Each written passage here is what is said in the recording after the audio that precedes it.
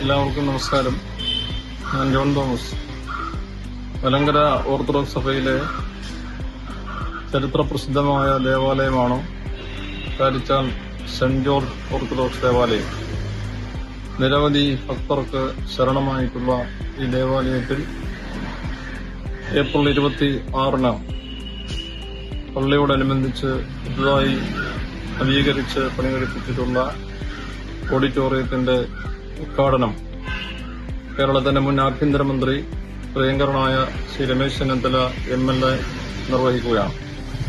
Kuttanad MLA പ്രിയങ്കരനായ Shri Thomas K തോമസും അഭിനയ വൈദികരും അഭിനയ തിരുമേനിയും ജനപ്രതിനിധികളും പങ്കെടുക്കുന്ന മഹനീയ സാന്നിധ്യത്തിന് എല്ലാവിധ ആശംസകളും അർപ്പിക്കുന്നു. ഇടവക ജനങ്ങൾക്കും ഈ നിർമ്മാണ പ്രവർത്തനത്തിന് നേതൃത്വം നൽകിയ